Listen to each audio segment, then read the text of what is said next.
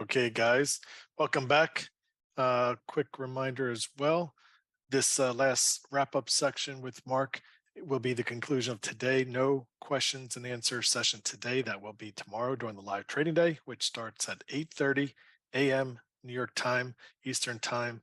There will not be a replay tomorrow, but there is a replay tonight for today's session at 6 p.m. Eastern time.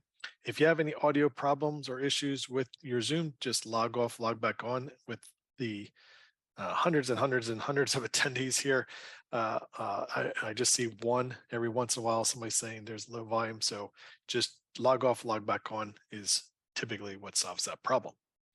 So we will be picking up here with page 502. The wrap up for today's session, again, will last about 25 minutes as we'll wrap up for the day. And let's get right back to Mark and Mark. Okay, welcome back. As promised, we're going to have some closing comments here, and then we're going to end day 4 and conclude the Master Trader program as far as the curriculum is concerned.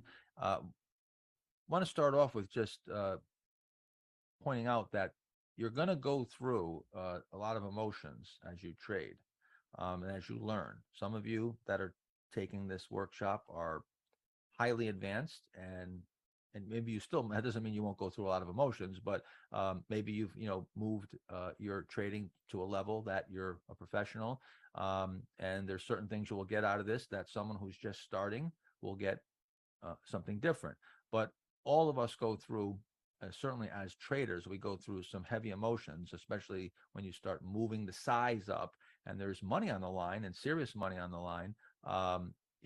We live as a stock trader, we live in between two emotions constantly. And there's the reason why all this that I put together and brought to you is to create a discipline and rules to be able to live between this indecisiveness and regret, these emotions where should I buy, should I sell, should I hold, right? That's always the question in your mind. And then you sell and or you don't buy, and I should have bought it. Stock takes off and you didn't buy it. I should have sold it. You hold the stock, it goes lower. I should have held. The stock goes higher. You sell it and it goes higher. You cut your loss. Some people say I should have held. They cut the loss. Turns around, goes back up. So these emotions are very damaging. And they will. This is what you want to eliminate. You want to eliminate all these should-haves and have a set of rules that the result doesn't justify the means. That like I showed you in post analysis, I had some trades where I lost 15%, but I stuck to my plan perfectly. That was a great trade. There was other times where I made money. It was a terrible trade because I sold way too soon, right? So I have rules, right? And then I go back and I look at what I did.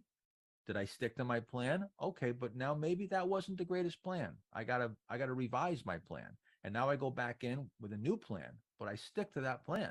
Okay. And so there is no I should have. I'm executing. You're never gonna trade perfectly. You could only perfectly trade your plan. You're never gonna trade perfectly, almost never. But you can perfectly stick to your plan, and that's the key. And you constantly update and revise that plan. We fail. The reason why we hold stocks, people hold stocks and then they go back down and they give up their profits. They don't nail down profits. They don't compound the way they should, is because we fear that we're going to be wrong. All right. We fear that more than losing the money, than giving the money back. So we're at a profit and you don't take the profit because you're afraid it's going to go higher and you're going to be in regret. Once again, regret. So you get indecisive. The reason why traders don't cut their loss is because they not only fear that they're going to be wrong, but they fear they're going to be wrong twice. Because when a stock goes down, you're wrong. You're already wrong, right? If you sell it, that's admitting you're wrong, right? That's taking the loss. So now you take that loss, but there's a compounding factor, because you not only don't want to be wrong and you're avoiding that, but there's the fear that it'll turn around and go up. And every one of you can relate to this, right? When you sell a stock at a loss, the first thing in your head is this thing going to turn around and make a jerk out of me and my bottom tick in this stock? and it turns around and goes up and takes off, and you got shaken out. So now you're wrong a second time. You're wrong twice, and that's why it's so difficult for people to take losses, because there's this compounding emotion. And you've probably seen this. I think I've tweeted this a bunch of times. You know, when you're down, you know you should sell, but you're fearing that it's going to turn around and go back up. So you hang in there. And this is where maybe you even cut your loss, but this is where we go back to the saving bets. So now it hits your stop and you know you should sell, but that vacillating, and you go, well, maybe I'll give it just a little bit more, give it to the end of the day, give it a couple more percent.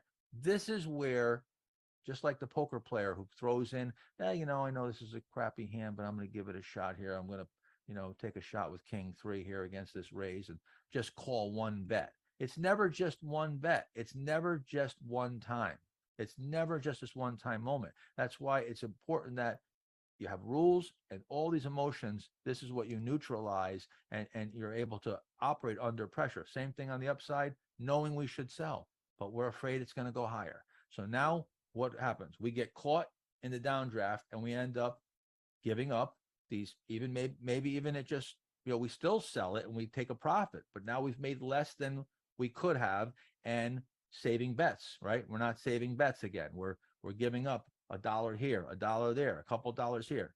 When it all comes down to it, it all adds up. It all adds up. Let me show you how illustrate how psychological trading is. So you bought a stock, right?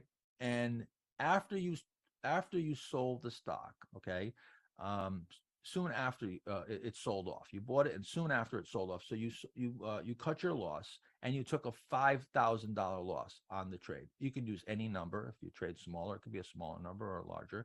So in this example, you took a $5,000 loss. Let's just call it, you know, 5% stop. But then the next day, the stock takes off and soars, and you would have made $25,000.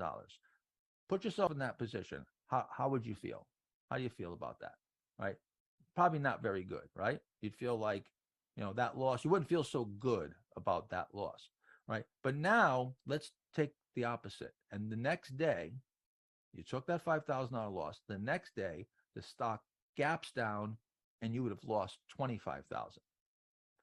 Now, how do you feel? Completely different, right? Now you feel good. That $5,000 loss feels great. You feel like you got a bargain now, right?